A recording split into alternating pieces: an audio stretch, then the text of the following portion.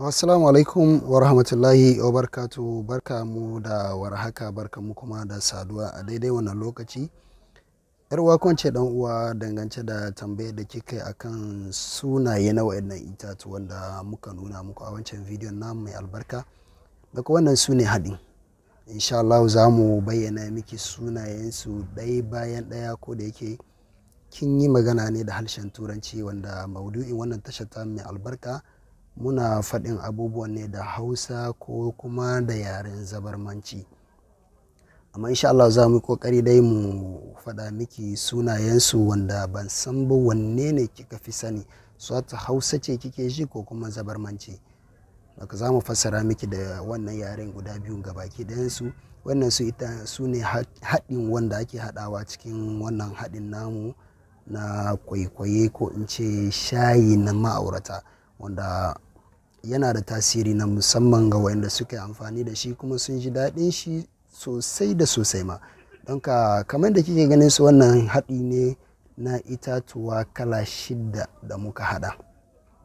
Don ice na farko wanda kike gani shine wannan, kamar yadda kike gani shi, kin gan shi da kyau.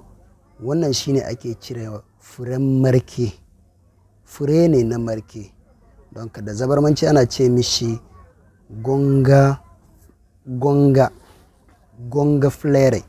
Don ga shi nan gonga bosu da zabarmanci. Wannan shine asalin mazar kwaila da Hausa ce. Don ban san tana da wani suna da yaren zabarmanci ba, amma mazar kwaila, asalin mazar kwaila ta rake ita ce wannan. Sai kuma wannan shine ganyen idon zakara. Ganyen idon zakara kamar yadda kike ganin shi, wannan shine ganyen idon zakara, wanda da zabarmanci suna ce mishi gurmundu.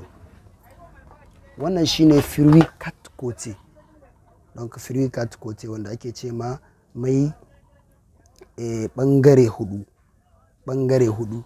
Wannan shine ganyen sawaki, wanda a Hausa ake kiran shi ganyen babul. Da zabarmanci kuma ana ce mishi firakopto. Su ne wannan. Wannan shine jema, wanda aka fi sani da cewa gwangoli, ko kuma a ce tandari kagi da zabarmanci. Don wannan su ne itatuwan da zaki nema. Iya wa'annan sai a tafasa su. Idan aka tafasa su suka dafu, sai a sabke, sai a sa wannan cikin shi matsayin shayi. Mace za ta iya amfani da shi, hakan ma namiji zai iya amfani da shi. Yana da tasiri na musamman ga waɗanda suka jarraba shi, suna jin daɗin shi insha Allah.